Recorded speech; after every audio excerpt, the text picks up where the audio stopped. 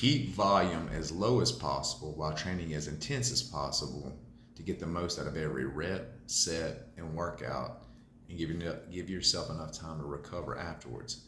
So like I touched on earlier about doing 2 workouts a week, and I train, I think it's 10 exercises one workout, 11 the next. I tend to do 1 hard set for everything, but that's not telling the whole picture. I mean, yeah, I do my warm-ups, they don't really count. It's just like an 8 and a 4 on compounds, and then maybe like a set of 15, a set of 8 with half that weight of I'm gonna use, and then I go into my working set. But on my isolations, being that I'm making them my priority right now for my arms and my delts and my forearms, I'm doing Maya reps. So I'm doing a hard set, 8 to 15, let's just say that. And then I get really close to failure, so I know I'm going to fail on the next rep if I don't stop. If I go for it, I'm going to fail on the next rep. So I usually go to the rep shy failure or go to failure if I need it to progress for an exercise. Like if I got 12, or if I got 11, I need to push 12, and I go to try for 12 and I go to failure. Well, I went to failure, but I progressed, or at least attempted to. Take 5 deep breaths, go back into it, get 3 to 5 reps, go back into it for a number of reps, a number of mini sets.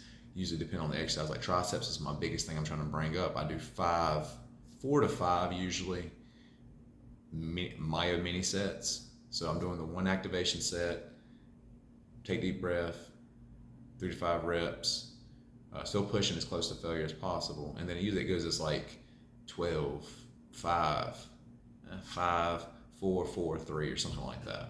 If it goes below 3, I usually stop. But that's helped on the isolation work. My lower body at the moment is on maintenance. So I do leg press and I do dumbbell Romanian deadlifts. So the leg press, my legs are my best feature.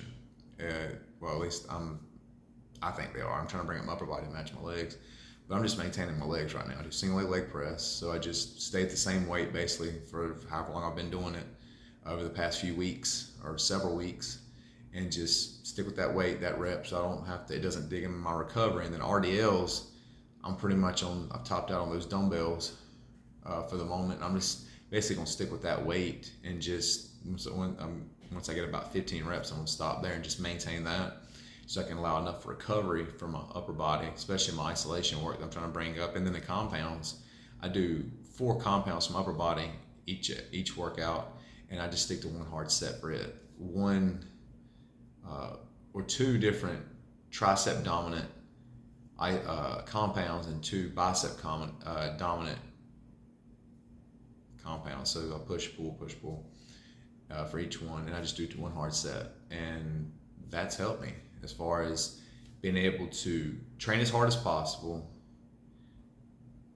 hit my weak points, push progress on my compounds, and then maintain my legs. It's been able to help bring up my proportions, because I train for aesthetics. I don't train for, I guess that's bodybuilding in a sense. You're trying to have the most aesthetically pleasing body, and if it's in God's will, I would consider competing. But I'm more looking for the best, like the ideal body, or like a fitness model type body anyway, due to my proportions, my small waist, my small joints, that type of thing.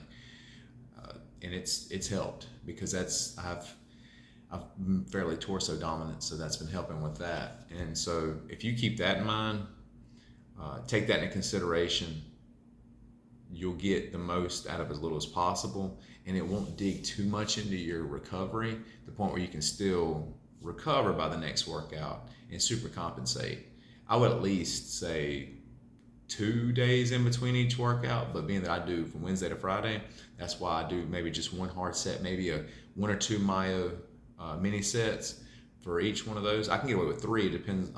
I've changed up my workout, so I don't want to push it too much to the point where it affects my Friday workout. You don't want to just barely recover. You want to be able to, okay, I feel recovered kinda the night before, unless if you could sleep it off. But being that I'm talking to people who have lack of sleep, there's no guarantee of that. So it's always good to know that, I feel somewhat recovered. I don't feel really sore, but I know if I sleep, I'll be ready for tomorrow. That's the mindset to have.